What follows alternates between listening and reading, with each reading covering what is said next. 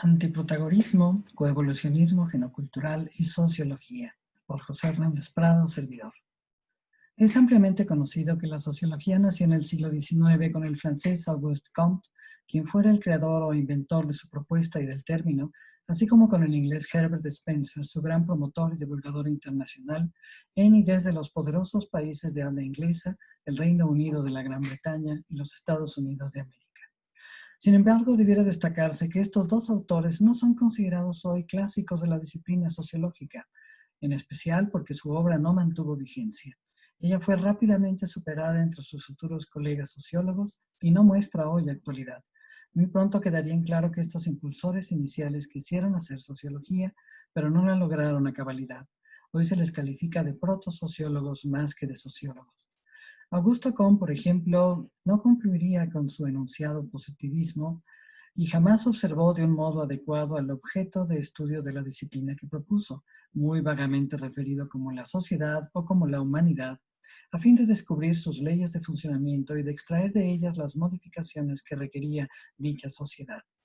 Por su lado, Herbert Spencer se sintió atraído por el proyecto de una sociología evolucionista, aunque a diferencia de su coetáneo Charles Darwin, jamás circunscribió la evolución a un campo específico de la realidad, como el de los seres vivos en la teoría darwiniana, sino más bien a todos, proponiendo una muy obvia evolución universal, como el paso de lo simple a lo complejo o de lo homogéneo a lo heterogéneo. Y mucho menos descubriría Spencer, como sí lo hizo en cambio Darwin con respecto a la evolución biológica, el mecanismo general explicativo de la evolución superorgánica o social que él pregonaba. Spencer representó en el siglo XIX una primera pero infructuosa y fracasada incorporación del tema de la evolución al conocimiento de las realidades sociohumanas.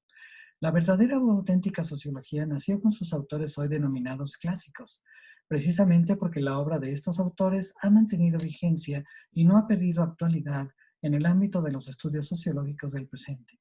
Existen diversos clásicos sociológicos reconocidos, pero los dos universalmente aceptados son el francés Émile Durkheim y el alemán Max Weber. A ellos se les agrega mucho en el presente la reivindicada figura del también alemán Georg Simmel. Durkheim definiría a la sociología como la ciencia de los hechos sociales, que son las formas de actuar, de pensar y de sentir exteriores a los individuos humanos y que se les imponen coercitivamente, así como de un modo colectivo. En su opinión, el primer hecho social entre los seres humanos fue la vida religiosa o la religiosidad humana. El rasgo inicial y fundamental de las sociedades humanas es esta religiosidad, la cual es inobservable en todos los demás animales que también manifiestan en la naturaleza una vida social. Weber, en cambio, entendió a la sociología como la ciencia de las acciones sociales, que son los comportamientos humanos dotados de sentido o de un fin dotado de valor, mismos que se establecen tomando en cuenta a otras acciones emprendidas por los seres humanos. Para Weber, las acciones sociales remiten de inmediato al poder y a la dominación, en última instancia políticos, debido a que unos actores sociales imponen siempre su voluntad sobre otros, lo cual es el poder, y se hacen obedecer por ellos, lo que es la dominación. Finalmente, de manera legítima, cuando quien manda adquiere el derecho a gobernar y quien obedece asume como deber propio obedecer. Después de Durkheim y Weber, la sociología fue recuperada y se desarrolló principal e inicialmente por autores norteamericanos, dado el surgimiento de los Estados Unidos de América como gran potencia mundial tras la Primera Guerra Mundial. Y después también, cuando Europa logró recuperarse de las dos guerras mundiales del siglo XX, por autores franceses, alemanes y británicos. Estos sociólogos, sin embargo, se concentraron en el estudio de las sociedades humanas, mientras que con el avance de la biología durante los siglos XIX y XX, quedó abrumadoramente en claro que no solo es pertinente el estudio científico de las sociedades humanas. Al investigarse más a fondo todas las especies animales, desde los insectos hasta los parientes biológicos más cercanos a la humanidad, los mamíferos y más puntualmente los primates, se apreció que ellos también tienen una rica vida social, acaso no tan significativa y compleja como la de los seres humanos, pero indiscutible y muy relevante para todo el planeta, con influencia en las propias sociedades humanas. Con su importante libro Sociobiología de 1975, el biólogo norteamericano Edward Wilson hizo ver que no solo es muy pertinente estudiar con sumo cuidado las sociedades de las hormigas, las termitas, las abejas, las aves, los cánidos, los paquidermos, los cetáceos o los primates, entre los que figuran los gorilas y los chimpancés y bonobos, sino que inclusive los humanos y nuestras sociedades contamos muy probablemente con claras bases biológicas, en particular genéticas, que influyen sobre las conductas, los hechos y los procesos sociohumanos que hasta el momento han sido estudiados con demasiada independencia de la biología y la psicología animal y humana. Además de su sociobiología, Wilson ha publicado en las últimas décadas valiosos libros dirigidos tanto a especialistas como a simples lectores interesados. Destacan los títulos Consilience, The Unity of Knowledge, On Human Nature, The Social Conquest of Earth, The Origins of Creativity y Genesis, The Deep Origin of Societies. Un gran e invaluable aporte histórico de la sociología clásica y contemporánea consiste en haber destacado que los seres humanos producimos realidades sociales que influyen muy marcadamente en nosotros mismos. Para entender los procesos humanos es indispensable tomar muy en cuenta el contexto social en el que dichos procesos se generan, el cual es también un contexto cultural, porque lo que llamamos cultura siempre se produce de manera social. Sociólogos como Simmel, Wright Mills y Bourdieu llevaron a su punto culminante este aporte. Pero el énfasis sociológico en el contexto sociocultural sin duda dio lugar a un desaforado contextualismo y al hoy llamado constructivismo, que propone que todo en la realidad es una construcción social humana. Y ese todo va desde la naturaleza humana y los hechos y procesos a los que ella da lugar, hasta la realidad física y material del propio universo. Ciertos discípulos del sociólogo fenomenológico Alfred Schutz, a saber, Peter Berger y Thomas Luckmann, influyeron enormemente en la sociología contemporánea con su libro de 1966, La construcción de la realidad social. La construcción social de la realidad. Puede y quizás debe decirse que frente a estos radicalismos teóricos constructivistas, resultó muy saludable la propuesta de Wilson, la sociobiología, consonante por añadidura con la defensa que en los últimos lustros se ha hecho de una naturaleza, ciertamente muy afectable por los contextos sociales, pero que también influye en forma notable sobre ellos. Esta defensa fue iniciada por el propio Wilson casi al mismo tiempo de que propusiera la sociobiología, pero igualmente ha sido muy impulsada en los años en curso por el psicólogo y lingüista canadiense naturalizado estadounidense Steven Pinker, autor de obras contemporáneas fundamentales como The Blank Slate, The Modern Denial of Human Nature, del 2002, The Better Angels of Our Nature, Why Violence Has Declined, de 2011, y Enlightenment Now, The Case for Reason, Science, Humanism and Progress, de 2018. Berger y Luckmann decían en los años 60 del siglo XX que no existe una única realidad social y ni siquiera natural, sino tantas como contextos socioculturales haya, y en consecuencia llevaron hasta su última expresión un decidido divorcio entre las ciencias naturales y las sociales. Actualmente, en cambio, se defiende con énfasis la tesis de que todas las ciencias que hemos desarrollado los humanos debieran ser coherentes entre sí, concilientes, ha dicho Wilson, y de que no existen muchas y diversas realidades sociales y naturales, sino en contraste y en rigor una sola.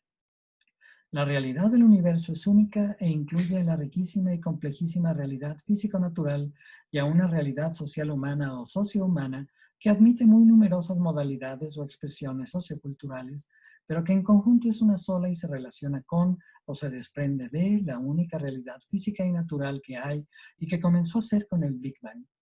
El autor que en la actualidad ha defendido mucho esta tesis es el filósofo norteamericano John Royer Searle, cuyos libros The Construction of Social Reality de 1995 y Making the Social World, The Structure of Human Civilization del 2010 han llamado y debieran llamar mucho más la atención de los cientistas sociales, en rigor científicos de lo socio-humano del mundo entero.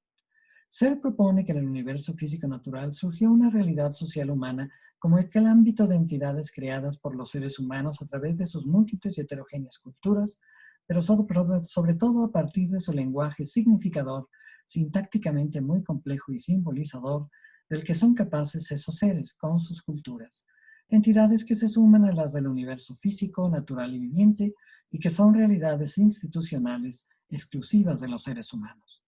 No solo los seres humanos tenemos lenguaje. Los animales, desde las hormigas hasta los chimpancés y bonobos, también poseen un lenguaje significativo como sistema de signos naturales que comunican muchísimas realidades. Comunicar es poner algo en una mente ajena, dice Searle. Sin embargo, el lenguaje de los seres humanos es muy especial, porque además de ser significativo o compuesto de signos, con el propósito de significar y comunicar, es un lenguaje significador y simbolizador, o bien creador de signos y símbolos, gracias a su compleja estructura sintáctica, la cual es bastante más sofisticada que la de cualquier otro lenguaje animal. El lenguaje humano es capaz igualmente, según Searle, de variados actos del habla, que son los modos o maneras de emplear ese lenguaje.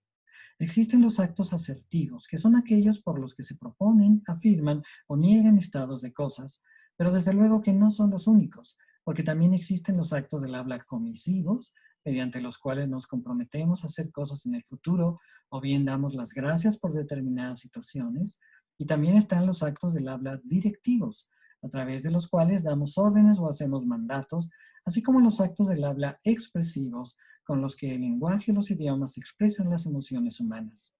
Entre todos los posibles actos del habla humana destacan unos actos del habla declarativos, según Searle, mediante los cuales los seres humanos creamos y describimos a la vez realidades y nos involucramos con ellas. Ejemplos de esos actos declarativos serían las expresiones "los declaro unidos en matrimonio", "este país le declara la guerra o acuerda la paz con aquel otro", o "con esta credencial para votar, eres formalmente una ciudadana mexicana". Mediante los actos del habla declarativos, los humanos creamos ciertas entidades, realidades o hechos que es posible llamar institucionales y con los que no cuentan los animales. Y tales realidades llegan a producir genuinas, complejas y sistemáticas instituciones, las religiones, los idiomas hablados, los gobiernos y sus instancias, la familia nuclear o extensa, la economía y sus diversos sectores, el sistema educativo, etcétera, que tampoco tienen ni producen los animales que no son el humano. De acuerdo con Searle, los seres humanos de todos los tiempos, espacios y culturas hemos vivido siempre en medio de un mar u océano de realidades institucionales, algunas de las cuales son simples hechos institucionales y otras auténticas y muy formalizadas instituciones. Pero los animales también pueden tener vida social. Muchísimas especies de ellos la tienen en cuanto son capaces de una intencionalidad colectiva que produce hechos sociales, mas no hechos institucionales. Intencionalidad colectiva es, por ejemplo, cazar o recolectar juntos, huir juntos, protegerse juntos de algo o alguien, darle comida a las crías, etc. Gracias a esta intencionalidad colectiva existen hechos sociales, pero no institucionales, los cuales requieren de declaraciones lingüísticas que establecen funciones a realizar dentro de un contexto de hechos institucionales. Ahora bien, a los hechos sociales y a los institucionales es posible conocerlos incluso de un modo científico, sugiere Searle, al igual que todos los hechos en el universo. En principio, los hechos sociales animales son estudiados por la sociobiología, y los hechos sociales e institucionales humanos lo han sido no solo por la llamada sociología, sino además por las denominadas ciencias sociales, la economía, la ciencia política, la antropología cultural, la psicología social, etc., y también por las filosofías social, política o moral. Esto es así porque los hechos o realidades institucionales tienen dos clases de características o capacidades, según Searle, que son las ónticas o relacionadas con todo lo que es, y las deónticas o referentes a cuanto debe ser de una forma legítima, a diferencia de los hechos o realidades estrictamente naturales y entre ellos sociales, puntualmente animales, que solo tienen características o capacidades ónticas.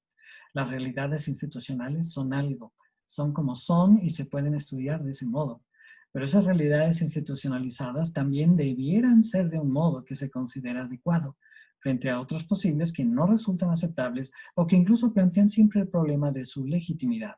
de si son como o bien son lo que debieran ser, y si no debieran ser más bien de otras formas posibles. De acuerdo con Searle, las realidades institucionales, simples hechos o acaso instituciones, son entidades deónticas y no solo ónticas en virtud de una circunstancia que se deriva de su fundamento lingüístico. Esta circunstancia es lo que Searle llama el hueco o la brecha, en inglés de gap, que el lenguaje humano significador y simbolizador, dada su enorme complejidad sintáctica, establece siempre entre lo pensable y lo decible, y aquello real o que realmente sucede, entre lo dicho y el hecho, pues ese lenguaje humano contempla numerosos escenarios posibles y solo algunos de ellos lograrán concretarse o hacerse reales, de una manera que aspire siempre a su legitimidad. Esta brecha, hueco o the gap, considera Searle, tiene relación con lo que la filosofía occidental ha identificado de un modo histórico con la libertad de los seres humanos y la impredecibilidad de todo lo socio-humano.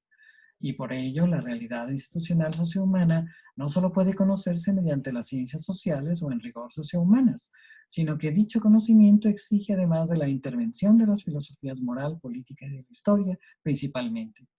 Puede proponerse que las ciencias sociohumanas viven hoy o debieran vivir un giro coevolucionista, precisamente genocultural, que está superando lo que el biólogo Wilson llamó el protagonismo hasta ahora vigente en dichas ciencias y en las humanidades en general, como la filosofía y las letras. Protagonismo por Protágoras de Apera, el retórico griego antiguo calificado de sofista por Sócrates y Platón.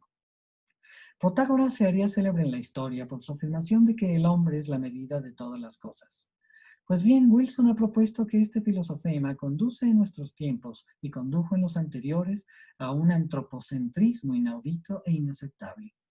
Los humanos siempre hemos contemplado y concebido al universo entero en función de nosotros mismos o considerándonos como la medida de todas las cosas. Lo que habría que decir ahora es que más bien todas las cosas son la medida del ser humano.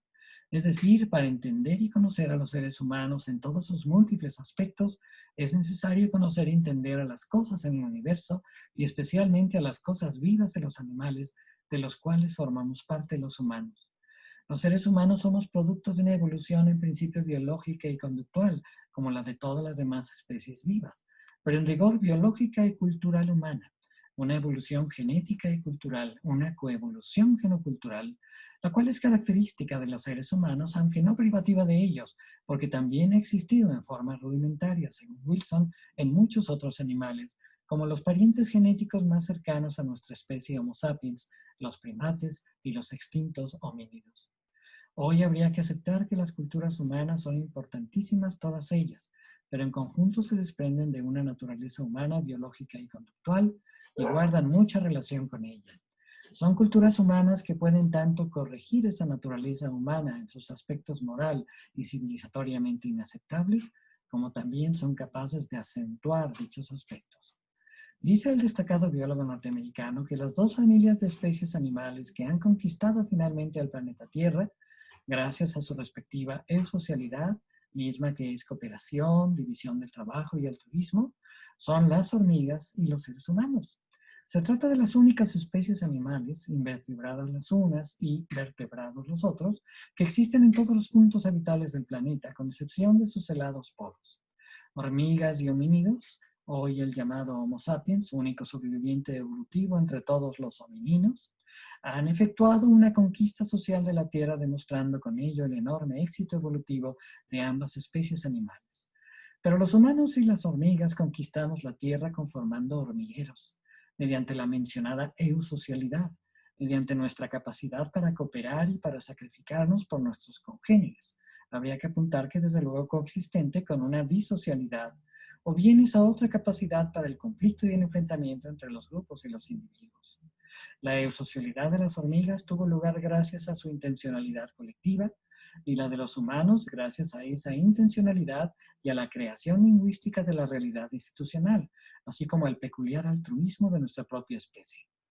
Hormigas y humanos hemos protegido a nuestros individuos o especímenes conformando hormigueros, los cuales se han confrontado históricamente con los demás hormigueros. Los hormigueros de los humanos lo han sido nuestras sociedades políticas, naciones, iglesias, razas, clases sociales, ideologías, etc.,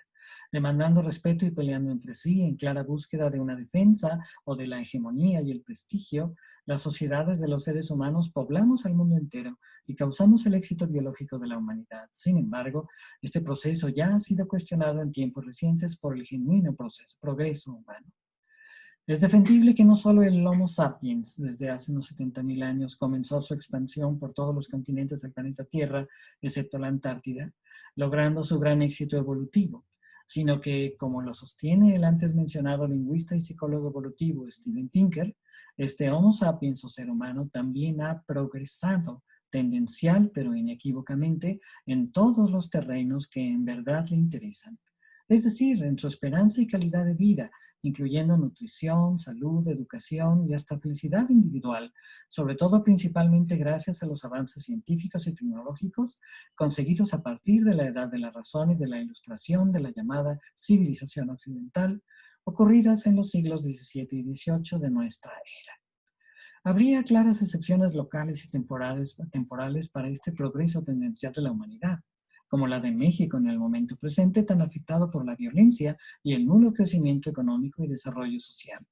Pero considerables regiones y poblaciones del mundo entero han logrado paulatinamente a partir del siglo XIX alejarse de la violencia, la pobreza y el atraso, y han concretado lo que se conoce hoy como un gran escape de dichos factores, algo que no había sucedido durante milenios en todas las culturas humanas.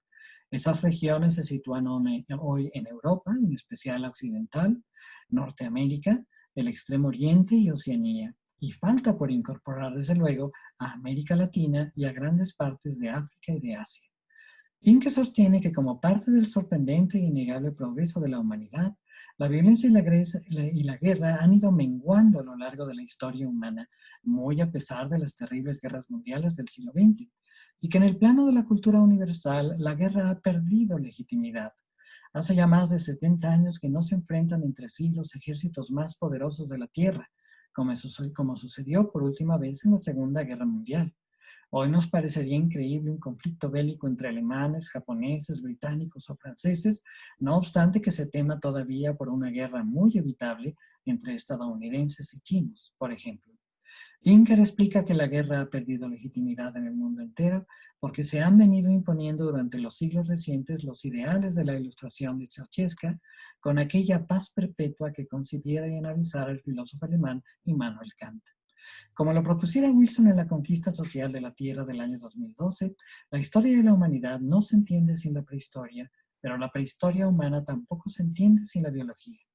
Sin embargo, la coevolución genocultural de los seres humanos y sus sociedades generó realidades o hechos institucionales que aquella misma coevolución, y más puntualmente el progreso de la humanidad, han encontrado incivilizados e inmorales, propiciando con ello nuevas realidades institucionales rectificadoras que no refuerzan a las viejas y originales tendencias culturales de la humanidad, sino que más bien las cuestionan, persiguen corregirlas y logran hacerlo en determinados contextos socioculturales. Un buen ejemplo sería el odioso caso del machismo y de la actual y perfectamente aceptable perspectiva de género,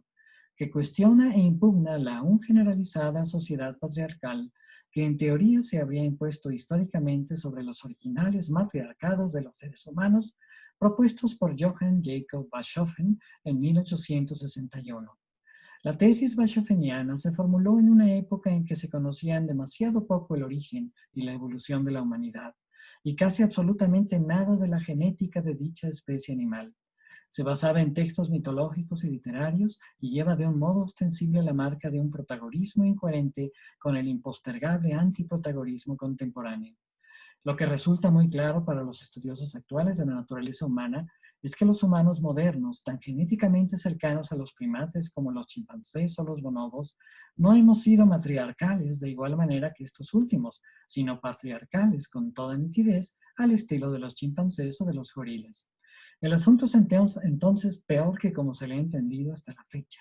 En lugar de denunciar y superar a un patriarcado heterosexual manifiesto en la moderna era capitalista, pero en realidad existente desde los orígenes de la civilización humana, habría que cuestionar y superar, algo en extremo factible, a un muy inaceptable machato heterosexual e incluso homosexual que caracteriza en general a la humanidad desde sus inicios hace entre 300 y 200 mil años. Este inveterado machato ha dado lugar a numerosísimos patriarcados a lo largo y ancho de la historia humana, hasta los tiempos presentes, así como a demasiados escasos regímenes matriarcales que sin duda también sería posible encontrar.